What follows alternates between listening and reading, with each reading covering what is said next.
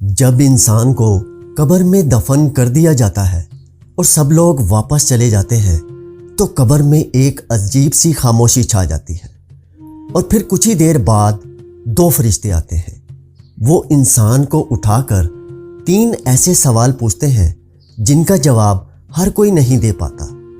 آخر وہ سوال کیا ہیں اور کون ان کا صحیح جواب دے سکے گا؟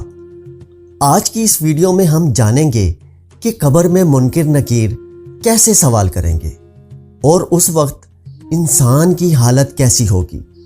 اسلامی تعلیمات کے مطابق جب انسان کی موت ہو جاتی ہے اور اسے قبر میں دفن کر دیا جاتا ہے تو دنیا اور آخرت کے درمیان ایک نیا مرحلہ شروع ہوتا ہے جسے عالم برزخ کہا جاتا ہے۔ جب لوگ جنازہ دفن کر کے واپس چلے جاتے ہیں تو قبر میں ایک خاموشی چھا جاتی ہے۔ یہی وہ وقت ہوتا ہے جب انسان اپنی نئی زندگی کے مرحلے میں داخل ہو جاتا ہے۔ قبر میں آنے والے 2 فرشتوں کو منکر اور نکیر کہا جاتا ہے۔ اسلامی روایات کے مطابق یہ دونوں فرشتے انسان کے ایمان کے بارے میں سوال کرنے کے لیے آتے ہیں۔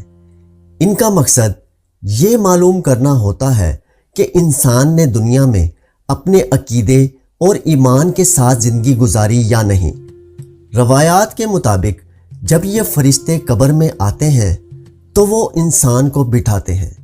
یہ لمحہ انتہائی اہم اور فیصلہ کن ہوتا ہے، کیونکہ یہی وہ وقت ہوتا ہے جب انسان کے ایمان کی حقیقت ظاہر ہوتی ہے۔ قبر میں انسان سے 3 اہم سوال پوچھے جاتے ہیں۔ پہلا سوال، تمہارا رب کون ہے؟ دوسرا سوال، تمہارا دین کیا ہے؟ تیسرا سوال، تمہارے نبی کون ہیں؟ یہ سوال بظاہر سادہ لگتے ہیں، لیکن ان کا صحیح جواب صرف وہی شخص دے سکتا ہے جس کا ایمان مضبوط ہو۔ اگر انسان دنیا میں ایمان اور نیک اعمال کے ساتھ زندگی گزارے تو وہ اعتماد کے ساتھ جواب دیتا ہے، میرا رب اللہ ہے، میرا دین اسلام ہے اور میرے نبی محمد صلی اللہ علیہ وآلہ وسلم ہے۔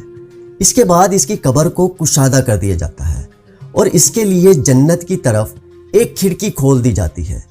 وہ سکون اور راحت محسوس کرتا ہے اور اسے جنت کی خوشبو آنے لگتی ہے۔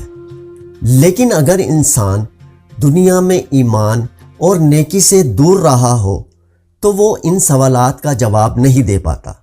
وہ گھبراہٹ میں کہتا ہے کہ مجھے نہیں معلوم۔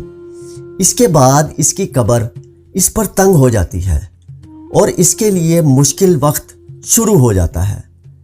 قبر کے سوالات ہمیں یہ یاد دلاتے ہیں کہ دنیا کی زندگی عارضی ہے۔ انسان کا اصل امتحان یہی ہے کہ وہ اپنے ایمان کو مضبوط رکھے اور نیک اعمال کرے۔ دوستو، ہم سب کو ایک دن اس مرحلے سے گزرنا ہے، اس لیے ہمیں چاہیے کہ ہم اپنی زندگی کو سچائی، نیکی اور ایمان کے ساتھ گزاریں۔ اگر ہمارا ایمان مضبوط ہوگا تو امید ہے کہ اللہ تعالیٰ ہمارے لیے قبر کے سوالات کو آسان بنا دے گا۔